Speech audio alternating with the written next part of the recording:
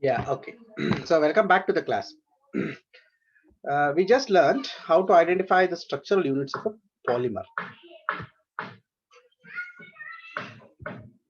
Okay, fine. Now the classification of polymers based on the architecture of the backbone. Now, a homochain polymer is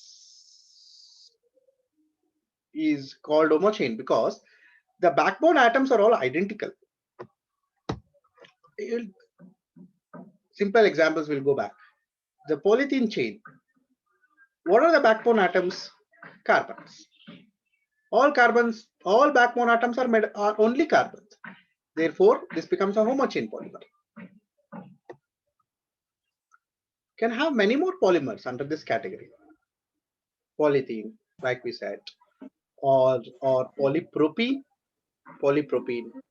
or PVC, polyvinyl chloride. All these are homopolymers. And please concentrate on this PVC, polyvinyl chloride. You can still, or anybody can still make a mistake that it is not homochain because there is a chlorine atom. But homochain classification is based on the backbone atoms only. The side chain atoms, or we call them substituents of the chain, can be anything. As long as the backbone atoms are made up of same atoms, like carbon in this case, it is called homochain polymer. We also have some inorganic polymers. I mean, all the way we have always been talking of organic polymers mostly. We do have inorganic polymers. Germane is a polymer. Look at germane. Germanium atoms all over, along with methyl side chains. So although there are methyl side chains, since the backbone is made up of only germanium, this is called homopolymer. You also have stannane. It is tin atoms all over. Homopolymer again. What are heterochain polymers? Heterochain polymers, as the name suggests, the backbone atom should be non-identical. Look at this case. Polyethylene adipate. You have an ethylene residue as well as an adipic acid residue. And this is a polymer formed out of condensation reactions. Look at the atoms of the backbone. Although it is carbon-carbon, majority, there are oxygen atoms also. Therefore, heterochain. And we also have a inorganic polymer with heterochain architecture. Silicone. I hope you have heard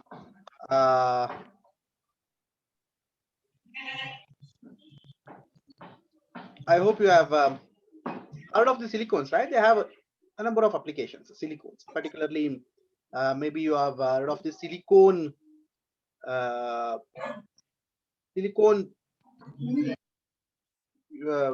fading powder, silicone rubber, such things. Why? No background noise is still there. Yes, and please stop your videos. Okay. So silicone atom, silicone rubber. The silicone is made up of alternating silicon and oxygen atoms. In the backbone, please remember, it's always in the backbone, homochain, heterochain classification.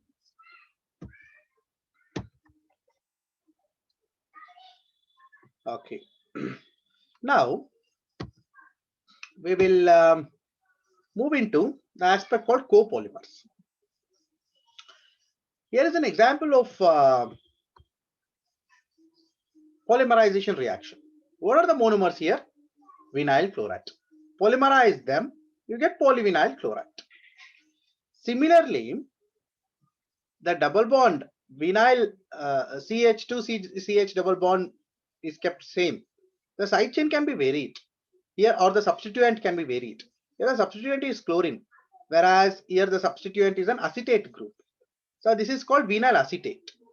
Polymerize this, you get polyvinyl acetate. And what type of monomer is a polyvinyl acetate? What type of monomer is a polyvinyl acetate? Homopolymer or heterochain polymer? Okay, anyways, yeah, what is it? Homo chain or hetero chain?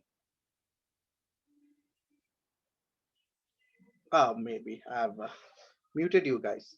Fine, chat. Homo chain, good. Because it's always the carbon atoms in the backbone. But in the classification of homopolymer, please note the difference. This is not homo chain we are referring to. In homopolymer, we are referring to the same structural unit being repeated all over. Okay. In PVC, what is the structural unit that is, what is the structural unit basically in PVC? It is CH2CHCl. This residue is found all along the length. And what is the structural unit in polyvinyl acetate? CH2CH, and an acetate group is the side chain. But the same structural unit is repeated n number of times. Therefore, both the cases constitute the examples of homopolymers. Of course, these are also examples for homo chain as well as homopolymers. Now, we will look into the concept of copolymers. This is something new which we haven't discussed till now. What are copolymers? Anyways, how is first of all polymerization of vinyl chloride done? Through free radical addition reactions. And how is vinyl acetate polymerized? Same free radical addition reactions. So the mechanism of polymerization is same, as well as the basic architecture of the monomer is same. It's only CH2 double bond CH, only side chain is varying. It's fine. Now, let me mix these two monomers and polymerize them. Okay, I hope you can understand the difference here. I've taken vinyl chloride monomer and vinyl acetate monomer and polymerize them. What should happen in the chains? What should happen in the chains now? Okay, so I am unmuting you all. You can answer even by speaking. So what would happen if I mix them on polymerize? I'll take, let us think, I take 50% vinyl acetate and 50% vinyl chloride. What is the nature of the, or what is the architecture of the backbone or the chain obtained, polymer chains obtained? Go ahead, answer this. In the polymers, do you get only vinyl chloride residues or only vinyl acetate residue or a mixed architecture? Mixed architecture. Naturally, right? Mixed architecture, because the free radical reaction doesn't differentiate whether it is vinyl chloride or vinyl acetate. It's only the double bond which opens up and keeps on incorporating any free radical found in its vicinity. It can be PVC, it can be vinyl chloride radical or a vinyl acetate, doesn't matter. So you get a mixture like this. You have a polyvinyl chloride segment in the polymer, as well as you have polyvinyl acetate segment also in the polymer. This is a copolymer. Okay. So what is a copolymer now? Where if it is a pure only PVC, what is the structural unit repeating? CH2CHCl. If it is polyvinyl acetate, what's the structural unit repeating? CH2CH and the acetate group. But when it is copolymerized, the structural units will not be homogeneous. It will neither be only PVC nor only PVA. It will be a mixture of both the things. So in the chains, you can locate vinyl structural unit as well as vinyl chloride structural unit as well as vinyl acetate structural unit. So such polymers are called copolymers. And please remember, most of the times when we think of copolymers, the condensation polymers come to our mind, is it not? Because you know, you can condense two different type of residues and make a polymer. Condensation polymers come to our mind. But you can make a copolymer through addition reactions also, like we have made here. But one can ask a question, why is this required? Why I have to mix two different type of monomers and make a polymer? Because this copolymerization is a very handy, useful, simple way to modulate the properties of the polymer. For example, you can combine two good properties of vinyl acetate and vinyl chloride into a single polymer. if you mix them. Of course, the proportion of mixing, the control of the residues, all those things are there. That is the other aspect. But the fundamentally, you can fine tune the properties of polymer by tweaking or by changing the monomeric residues. You can even have a mixture of 3 monomeric residues that will also become a copolymer. But for simplistic sake, we are taking an example of 2 polymeric residues, monomeric residues, only vinyl acetate and vinyl chloride in our example. Now, like I said, in the macro structure, we are only concentrating on the chain architecture, single chain. So when a copolymerization takes place, the resulting polymer arrangement of monomeric units or the sequence of arrangement of monomeric units differs. So you can have different fashions of arrangement.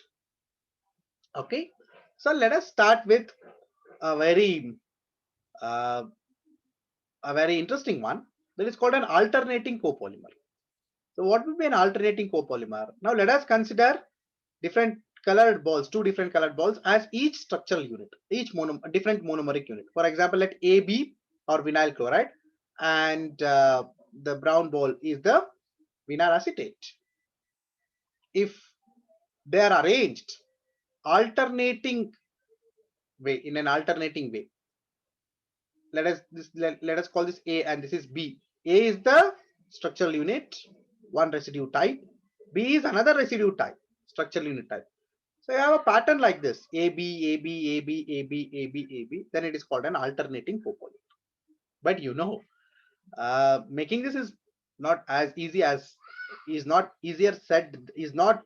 as easy as discussing this, because you have to control. After every vinyl chloride, only vinyl acetate should come. After vinyl acetate, vinyl chloride. You should do all those experimental setups. That is fine. But you can prepare a polymer like this: AB, AB, AB, AB. Then this becomes an alternating copolymer. So there is a recognizable pattern in the arrangement. What is that pattern? AB, AB, AB. That's the pattern. It becomes alternating copolymer. We also have something called block copolymer, where a number of only A joined together and number of only B joined together, and these 2 segments are joined at the junction with some bond between A segment and B segment. Then this becomes block polymer. And what is the pattern? You have an oligo A chain followed by oligo B. Further oligo A, oligo B. The pattern repeats all over the chain. That's what a block copolymer is. And there's one more interesting one called a graft copolymer. So what is graft copolymer? The main chain will be made up of only one unit. So in a sense, the main chain is a homopolymer, whereas the side chains again will be made up of one more type of units and linked. So a homopolymer side chain, main chain, and small pieces of homopolymers of the other residue B, and they are linked to the main chain. So these are called side chains. Main chain is homogeneous, side chain is homogeneous. Main chain and side chains are linked. This is called a graft polymer. Okay, so I hope you would have heard of this grafting technique somewhere else also. What is that grafting technique? Maybe you have heard in terms in cases like, I mean, in subjects like botany, right? Grafting, agriculture, horticulture. These are horticultural techniques where you can graft 2 different plants. Right? So a stem of a plant, you can graft a branch of some other plant, or maybe of the same plant, some other species, variety, you can graft. So that is what the meaning of graft is. Like, let us take this as a stem main chain, whereas the branches are some other type. That's a graft polymer. So that's that. And what would be the most expected type? It will not be an alternate. This will not be a block. This will not be a graft. If you have no control over the polymerization process, you would get rather a random copolymer. Is it not? So what is that random copolymer? There is no pattern in that. There is no recognizable pattern in that. See this? there are 2 A's followed by 3 B's and then 1 A, 1 B. There are no recognizable patterns. So then that is called a random copolymer. Also referred to as statistical copolymer. Random is also sometimes referred to as statistical copolymer, but there is literature sometimes uses them, of course, interchangeably, but small difference is recognized between statistical and random. Usually in statistical copolymers, although it is random, it is not fully random. There is still a recognizable pattern. So there is still a long distance order in case of a statistical polymer, whereas in random it is not at all there. So we call that statistical polymers follow some law of a statistics, some type of distribution in a statistics, some type of statistical distribution they follow, statistical polymer. Whereas random polymer, there is no distribution at all. They just randomly polymerize and make a polymer chain. But what is the point here? Why recognition of different sorts is important? Because as I told you, the properties of the polymer will be dependent on macrostructure as well as microstructure.